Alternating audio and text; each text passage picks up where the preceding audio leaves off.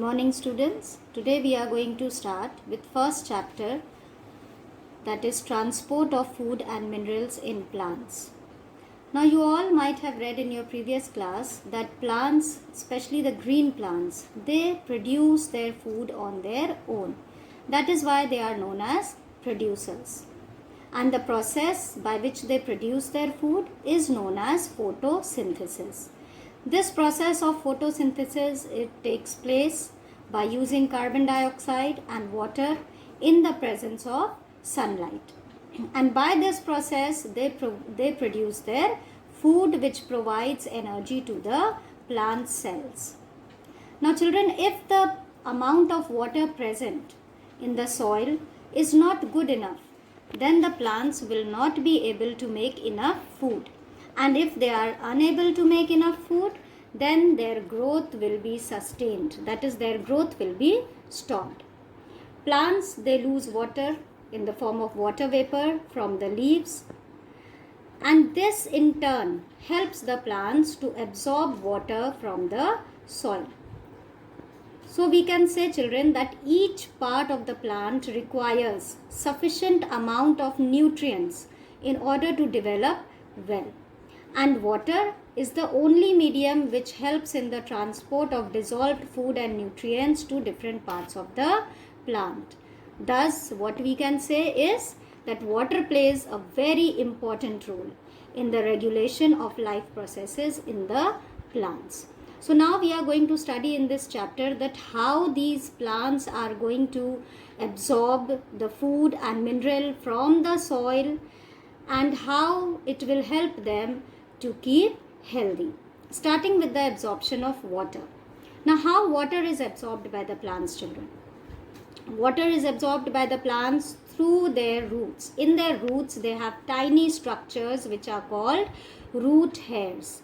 These root hairs, they are very thin-walled, unicellular, and their thread-like structures made up of epidermis. Now, these root hairs, children, they are unicellular. That is, they are made up of one single cell and they resemble a thread. You all might have seen thread. So it is a thread-like structure which made up of epidermis. This root hair cell, when it comes in contact of the thin film of water surrounding the soil particles, the root hair cells, they have semi-permeable membrane. This semi-permeable plasma membrane allows selective substances to pass through it. Now, what do you mean by semi-permeable membrane? Semi-permeable membrane means that it has pores in it, because of which only the selective substances can pass through it. So, tiny pores which are present on the membrane, they allow water and certain soluble minerals to pass through it. The movement of water from the soil into the root hairs occur by a process which is known as osmosis. Now, what is this osmosis? Osmosis is the movement of water molecules from a region of higher concentration. Please remember this, from a region of their higher concentration to a region of their lower concentration across a semi-permeable membrane. So this is how the water is transferred in the cells inside the root hairs. Here you can see in this diagram, children, you can see very clearly in this that this is the root hair. Over here, these are the cells which are next to the root hair.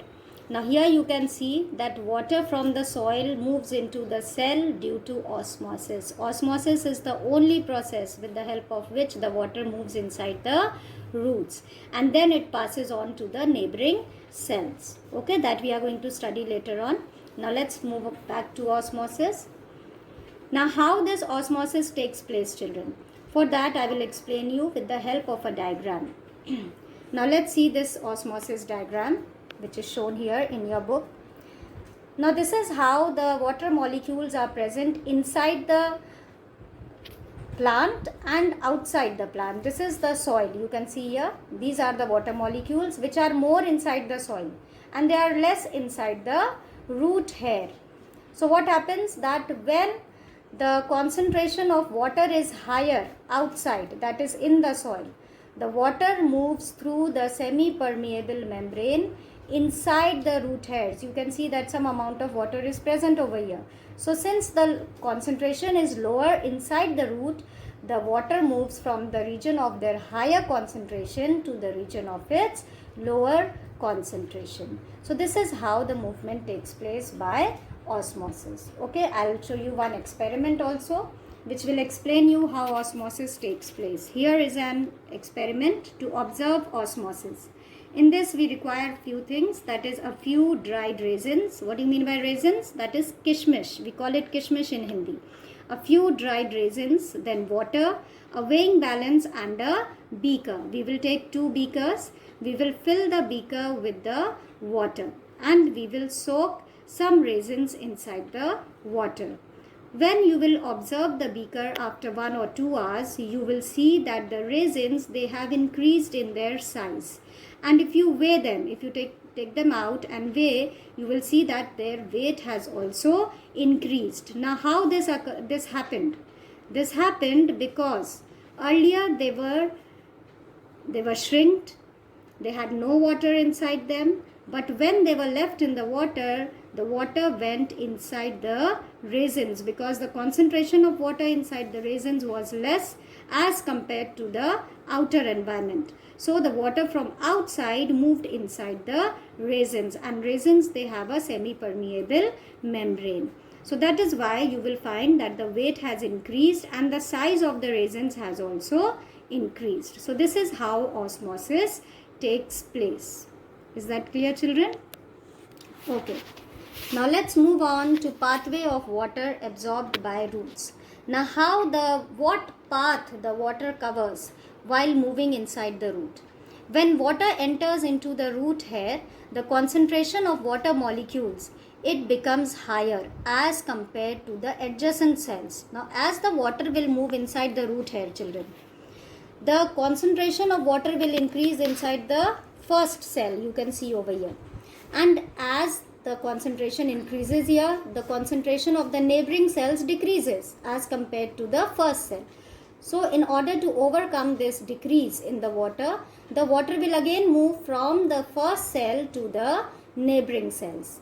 And this way then again it will pass on to the next cell, then again it will move to the next cell, and this way it will reach to the cortex of the cells of the root, which will push the water to the xylem vessels, and this pressure is called root pressure. From xylem, water is then transported upwards to the stem, to the branches and to the leaves. So this is how the path is covered by the water to be transferred from the roots to the stem, branches and leaves.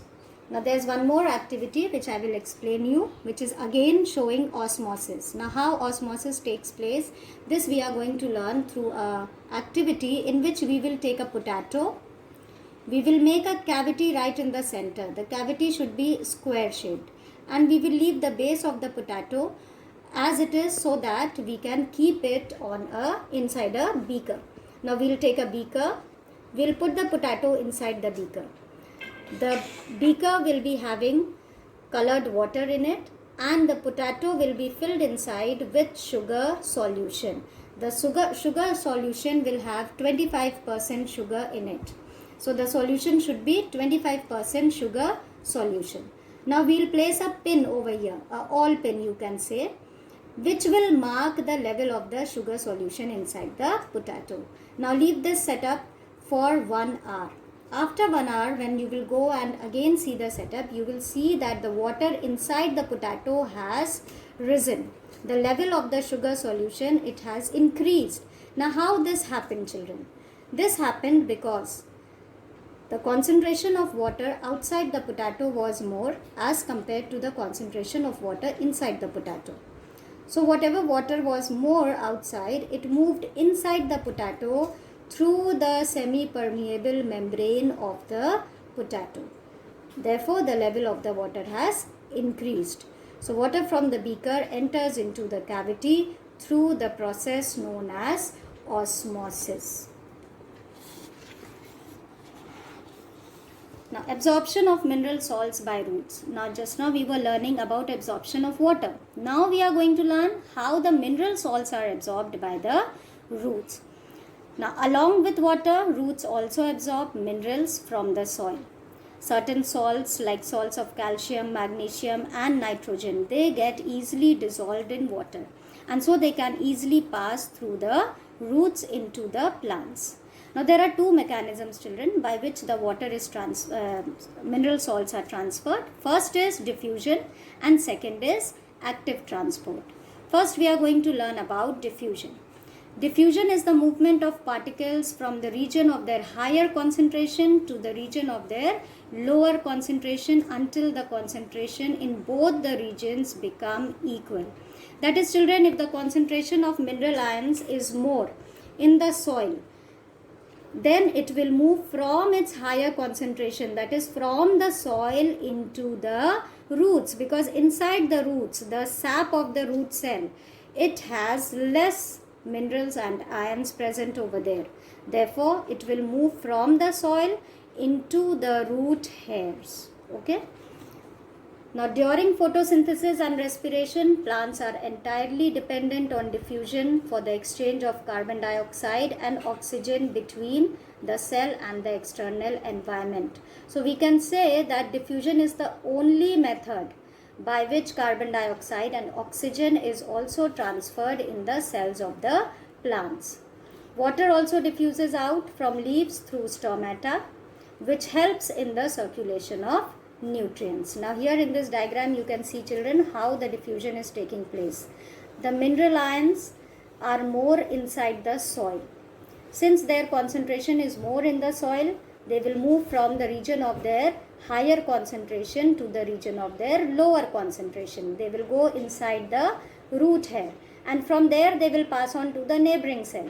Then again they will move on to the next neighboring cells, and this way they will move inside the plant and will get transferred to the branches and to the leaves of the plant.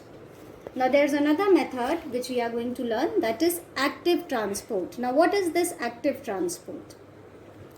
In passive transport, molecules move into or out of a cell without using energy. Now there are two kinds of method, passive transport and active transport. Passive transport is diffusion and osmosis. Okay. Now diffusion and osmosis, they do not utilize energy while doing this. But in active transport, the energy is utilized. Okay. The movement of the molecules of solids or liquids from a region of their lower concentration to a region of their higher concentration by utilizing energy is called active transport.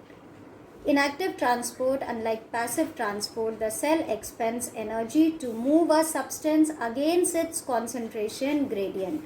So since the substance is moving from a lower concentration to higher concentration, therefore the energy is being utilized because it is moving in the opposite direction from lower to higher. That is why more amount of energy is needed. Especially we can say NPK salts. Now what do you mean by NPK salts? That is nitrogen, phosphorus and potassium. They are absorbed by the roots as ion. They are moved from a region of their higher concentration, of their lower concentration in the soil to a region of their higher concentration inside the root hairs using energy. This is known as active transport. You can see here also, children. Here you can see in the diagram very well that the concentration outside the root hair is lower and inside the root hair is higher. So it is moving from lower concentration to higher concentration. That is why more amount of energy is required. Now let's see transport of water and minerals. Now water and minerals, children, they are conducted in the plants. Each part of the plant needs these nutrients and water as well for proper growth. The transport of substance from one part of a plant to another is known as conduction. Okay. And there are two types of conduction which takes place in a plant. First, transport of water and minerals, which is done by xylem. And second, transport of manufactured food, that is done by phloem. So we can say that xylem and phloem are conducting vessels. We even call them as vascular bundles. Xylem, its basic function is to conduct water and dissolved mineral salts from the roots to the leaves. And phloem, it basically conducts dissolved food from the leaves to different parts of the plant. Now here is an activity which will show you how the water is transported by xylem. Now for this we require a beaker, a plant, a petunia plant, and it should have a white flower. A dye which is known as dilute eosine. This dilute eosine, this is red in color. Okay. Now we are going to mix this dye into the water and place the plant inside the water. After few days or after one day, we will take a longitudinal section of this stem and view it under the microscope. When you will see the part of the stem under the microscope, you will see that there are red color strands in it. A portion of that stem has become red in color. Now why this happened? This happened because the water along with the red eosine stain was absorbed by the stem and it was transported through the xylem tissues to different parts of the plant. If you see the flower, you will see that flower also will show some red color strands in it. So this is how the water is transported by xylem to different parts of the plant. Okay. Now let's move on to xylem. Now what is xylem? As I explained you, it is a vascular tissue found inside the plants which helps in transport of water. It consists of various parts. One by one we are going to study about each part and what function it performs. Starting with the first part, that is xylem vessel. It is composed of short tube-like cells arranged end to end as a series. Now what is the function of this xylem vessel? It conducts water and nutrients. Next we move on to the second part, that is tracheids.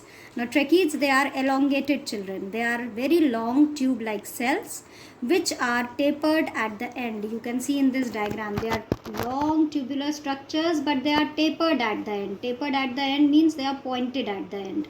So these are known as tracheids. Now what is the function of these tracheids?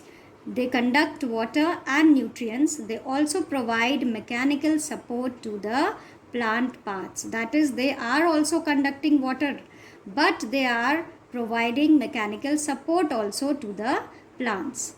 Next, we move on to xylem fiber. These are long, thick-walled cells and they are dead at maturity. That is, when they become mature, they become dead cells.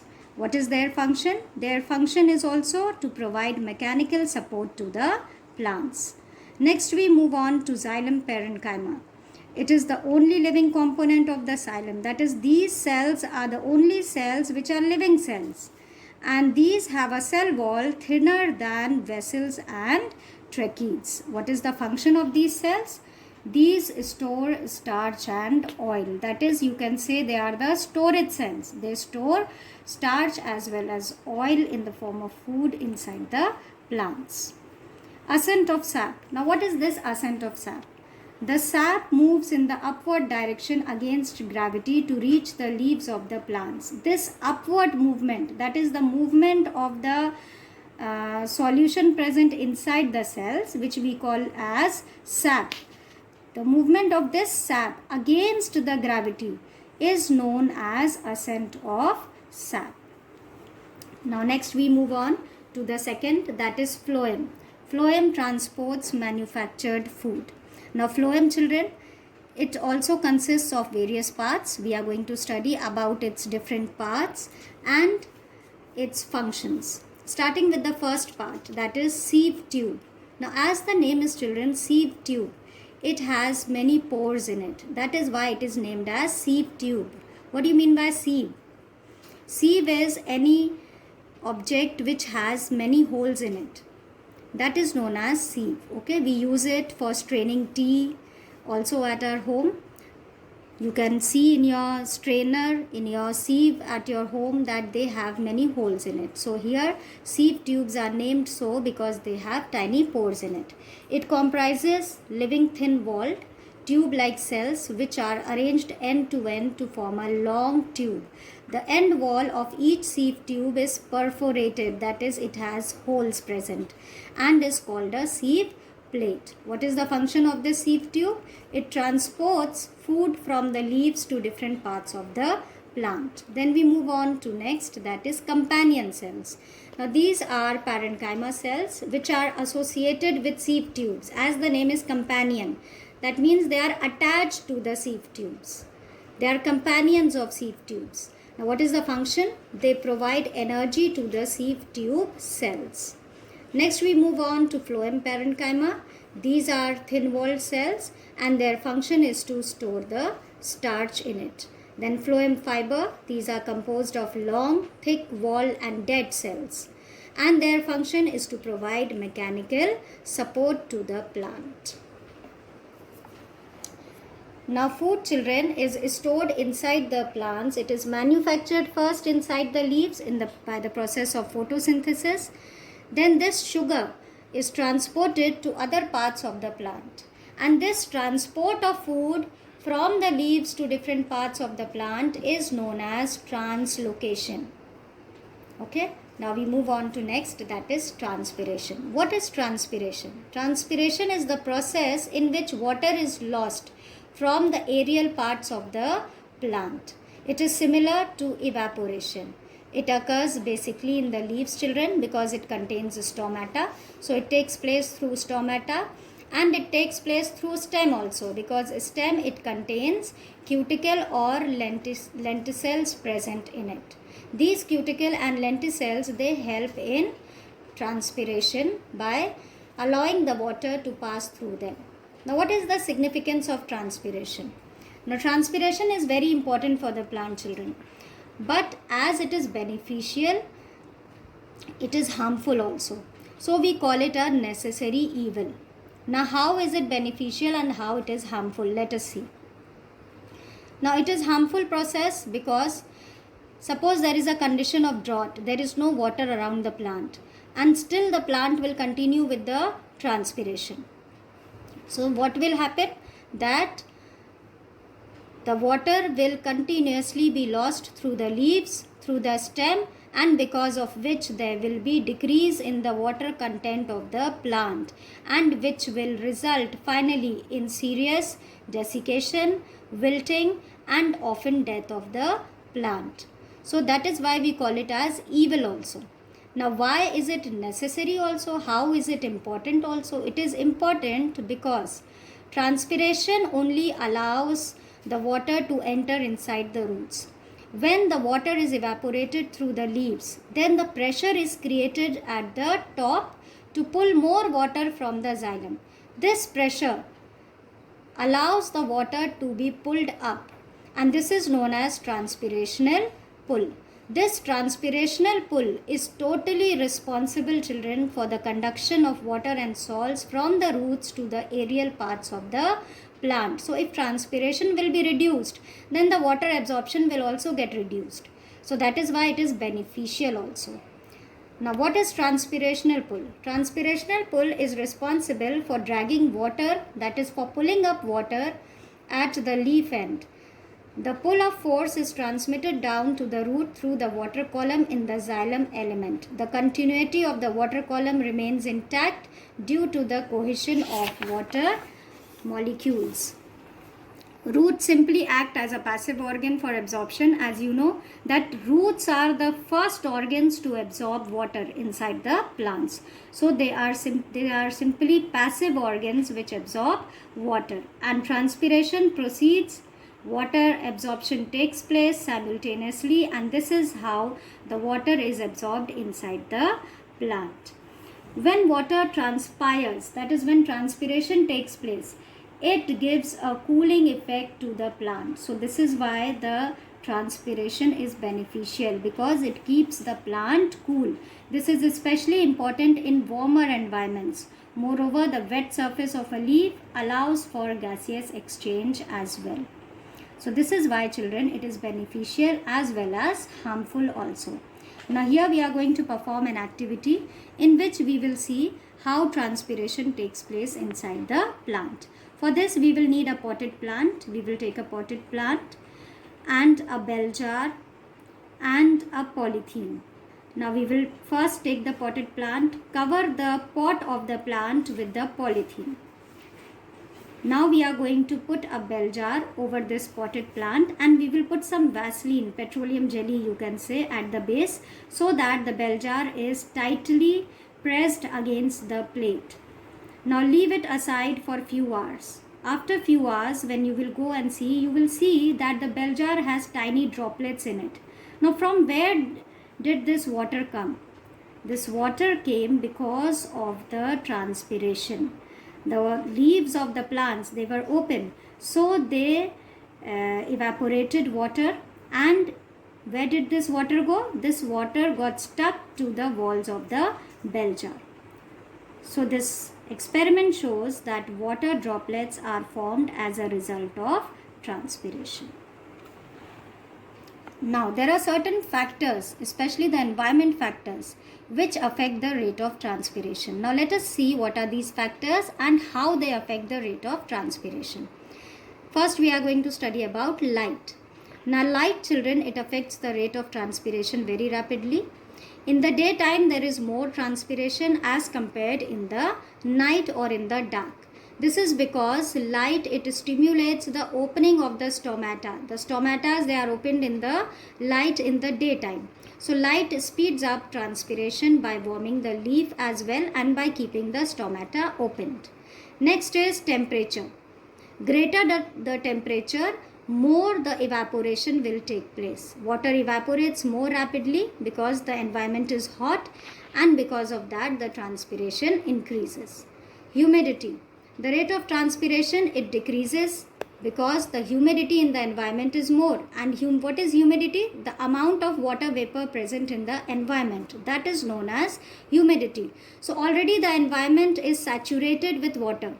So it will not allow more of the water to evaporate from the leaves. As the humidity increases, the transpiration decreases.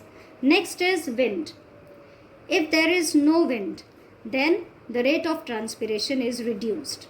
This is because when wind will blow, the water will evaporate from the leaves, and which in turn will increase the transpiration.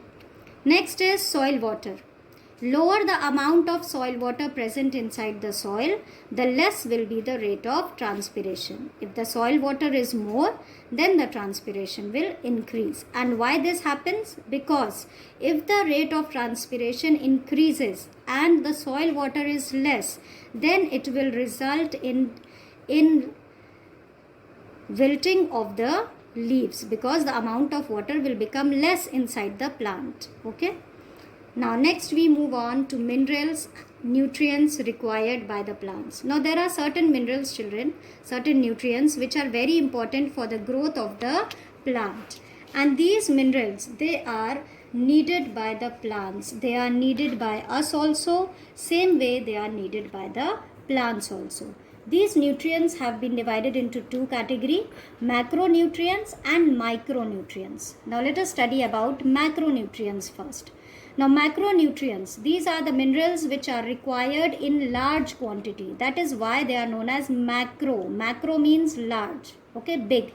So they are required in large quantity. That is why they are called macronutrients. Now here in the table you can see some macronutrients are given and why they are needed by the plant. Nitrogen, it is required for protein formation. Phosphorus, it helps in the production of energy. Potassium helps to control the opening and closing of stomata and also regulates transpiration. There are some more nutrients which are needed, that is magnesium, which is essential for the formation of chlorophyll. Now next we move on to micronutrients. Now micronutrients, they are required in extremely small quantity. Micro means small. So they are required in very small quantity.